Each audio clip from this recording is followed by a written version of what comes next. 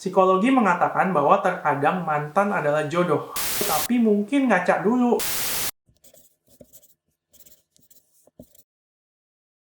Hello guys, welcome back to my video. Baik lagi dengan gue Julius. Nah, di video kali ini gue pengen ngebahas tentang quotes atau bahasa Indonesia itu kata-kata bijak yang mungkin sering kalian lihat di internet, di gambar, atau dimanapun yang berhubungan dengan psikologi atau kesehatan mental. Mau tahu quotes-quotes apa yang akan gue bahas? Mau tahu quotes-quotes apa yang relatable, yang captionable juga, yang bisa ditulis buat caption di Instagram biar lebih bagus gitu? Tonton terus videonya ya. Oke, kalau misalkan kalian adalah pencinta quotes yang suka nyari-nyari quotes di Instagram, di gambar-gambar, atau di website-website yang menyajikan si quotes-quotes itu, pernah nggak sih ketemu dengan quotes yang bunyinya kayak gini nih? Psikologi mengatakan bahwa bla bla bla, atau psikolog mengatakan bahwa bla bla bla bla gitu. Pasti sebagian besar dari kalian sedikit-sedikit tuh pernah ketemu lah 1-2 quotes yang bunyinya kayak gitu tuh.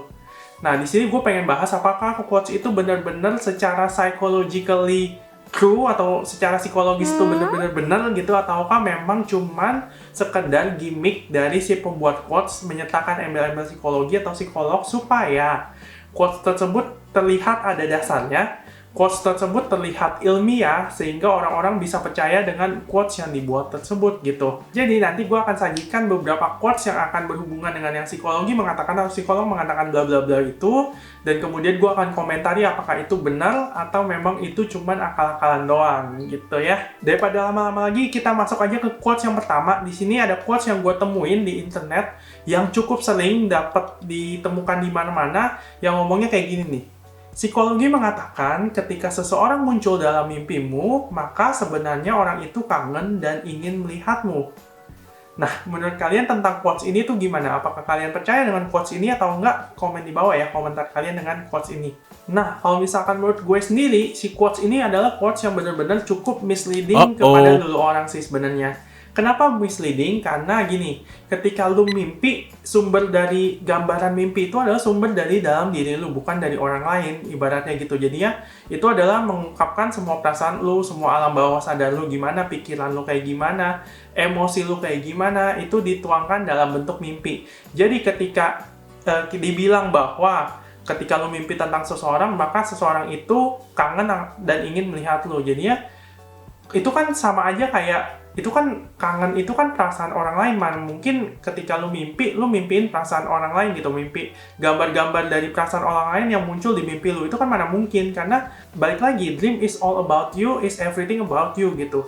Ibaratnya kayak, masa lu mimpi Brad Pitt, masa Brad Pitt pengen ketemu atau kangen sama lu?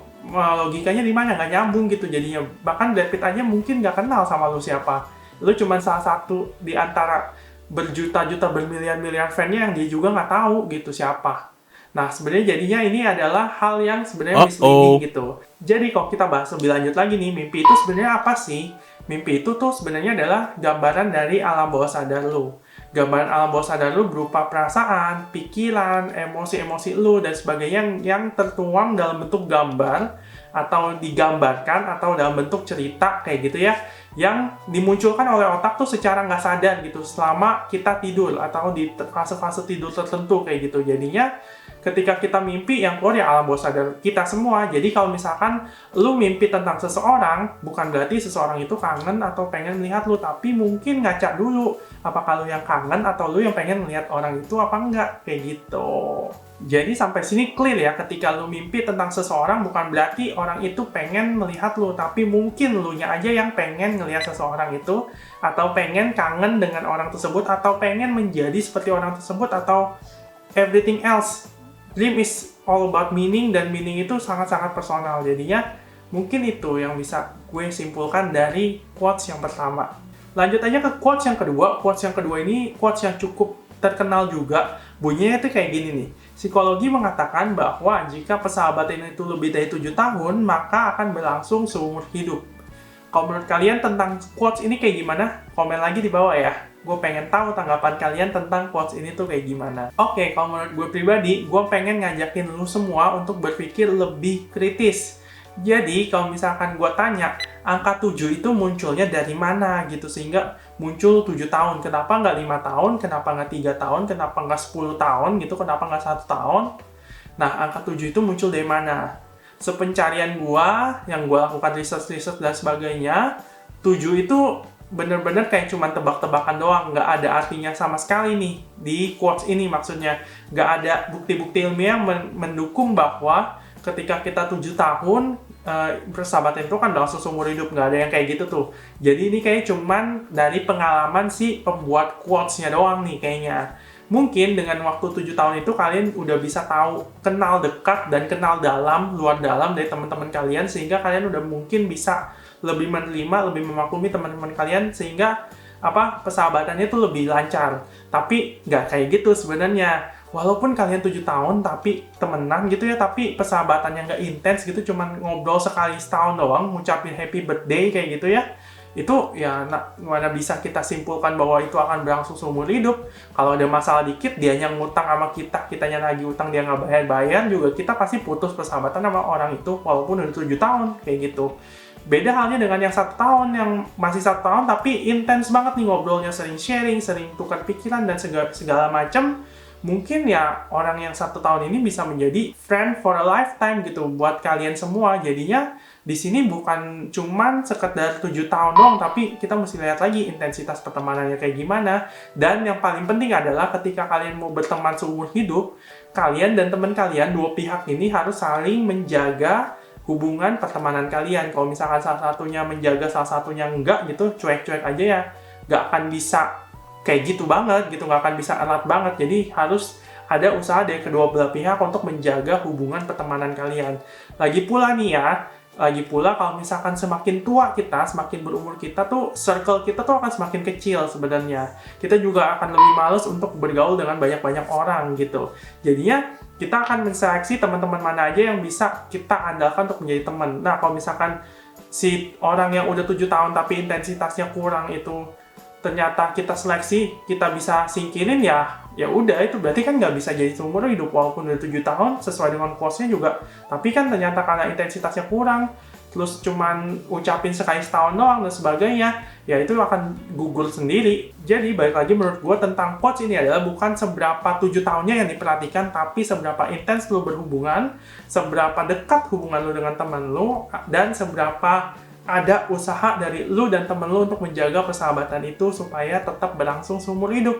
Itu yang benar. Oke, sekarang kita masuk ke quotes yang ketiga, dan menurut gue quotes ketiga ini adalah quotes yang agak nyeleneh.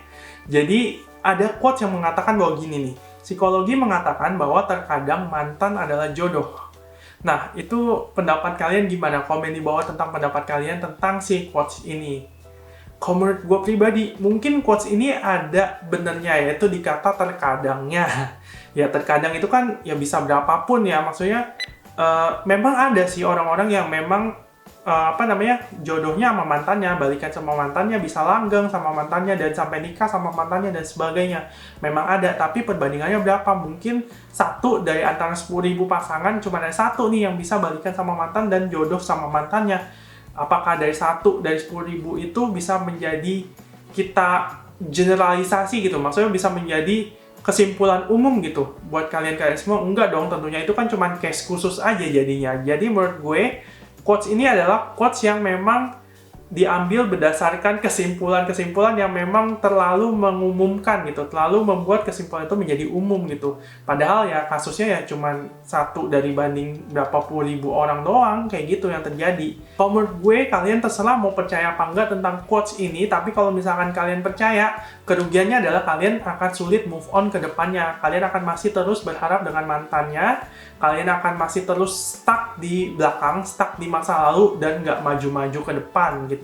Padahal mantan kalian udah nggak tahu kemana ke depan, udah jalan sama pacarnya, udah mungkin mau nikah dan sebagainya. Masa kalian masih mau berharap aja? Mungkin juga memang orang-orang yang membuat quotes ini itu juga memang masih mengharapkan sama mantannya, masih stuck in the past gitu, stuck di masa lalu. Jadinya mereka berusaha untuk membuat quotes ini supaya mereka lebih tenang dan ngajak-ngajak lu orang supaya yaudah yuk ngarepin mantan aja gitu, nggak usah ke depan gitu. Jadinya kayak gitu loh. Jadi ya kalau menurut gue, life must go on. Kalau misalkan udah jadi mantan, kalian ke depan aja, kalian tetap harus jalan aja. Pun kalau misalkan ternyata quotes ini berlaku di kalian, kalau terkadang mantan adalah jodoh itu berlaku di kalian, nanti kok mantannya yang akan jalan nyamperin kalian udah di depan kayak gitu, bukannya kalian yang masih nengok ke belakang. Halo, ini udah 3 quotes, tiga-tiganya ngaco semua. Jadi gua akan lanjut aja ke quotes yang keempat. Quotes yang keempat ini ada yang ngomong kayak gini nih. Psikologi mengatakan bahwa memaafkan itu bukan melupakan, melainkan melepaskan luka. Nah, kalau menurut kalian gimana nih tentang quotes ini? Komen di bawah ya, tanggapannya kayak gimana. Jadi, kalau menurut gue sebagai seorang psikolog, quotes ini adalah satu-satunya quotes yang 100% gue agree, 100% gue approve kebenarannya kayak gitu. Kenapa kayak gitu? Karena ya, memang kayak tadi yang quotes-nya bilang, memaafkan itu bukanlah melupakan, tapi memang melepaskan luka. Kok bisa kayak gitu? Gimana maksudnya? Maksudnya adalah gini nih, memaafkan itu bukan berarti melupakan ya. Kalau misalkan kalian memaafkan, belum tentu kalian melupakan kejadiannya, oke? Kalau misalkan kalian mau memaafkan dengan tujuan untuk supaya kalian bisa lupa dengan kejadiannya, itu akan sangat-sangat mengecewakan buat kalian. Karena pada dasarnya kita tuh manusia tuh nggak bakal bisa lupa dengan kejadian apapun lah pokoknya. Pun pas kita masih kecil pun kita nggak ingat apa-apa, tapi kalau misalkan memori-memori itu tuh kesimpan semuanya di alam bawah sadar. Jadi kalau ada yang nyenggol, memori itu akan bangkit gitu, akan keinget gitu. Apalagi dengan hal-hal yang kayak gini nih ya, sifatnya major, sifatnya gede, dan menyakiti hati kalian. Itu kan pengalaman-pengalaman negatif ya. Apalagi pengalaman negatif akan sangat sulit terlupa dari memori kita gitu. Jadi ya, ketika pun kalian udah memaafkan, tapi kalian nggak melupakan, it's okay, karena memaafkan pada dasarnya bukan melupakan, kayak gitu. Kalau kalian yang tadi motivasinya untuk melupakan, ya siap-siap kecewa aja. Dan sebaliknya ya, melupakan belum tentu memaafkan gitu. Kalau misalkan kalian udah melupakan, kalian tuh berarti nggak memaafkan ya. Kalian cuma mau pergi aja, menghindar dari masalah aja, kayak gitu. Jadi maksudnya memaafkan itu apa sih? Kalau misalkan dibahas secara lebih detail dan lebih panjang, lebih kompleks, ini sebenarnya adalah hal yang sangat kompleks untuk dibicarakan. Perlu 2 buku kayaknya nih untuk bisa membicarakan tentang memaafkan. Tapi gue akan singkat aja di sini.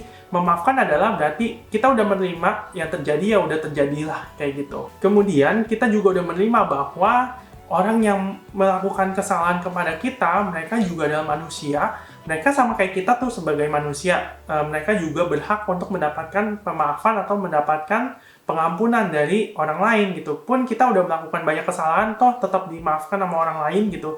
Mungkin ada 1-2 orang yang nggak bisa memaafkan ya, it's okay. Tapi kalau misalkan kita menempatkan diri ke orang tersebut, berarti orang tersebut juga perlu atau juga patut untuk mendapatkan maaf. Dan juga memaafkan tuh bukan berarti memaklumi ya, bukan berarti ya udahlah dilupain aja, nggak kayak gitu. Tapi kita juga tetap harus memberikan konsekuensi, harus menerangkan bahwa ada konsekuensi yang harus ditanggung nih dari perbuatan lo gitu. Tapi gue mau melepaskan pemaafan, gue mau memaafin lo, ya udah gue meng-accept atau menerima apa yang udah terjadi di belakang, dan itu sebagai pembelajaran gue.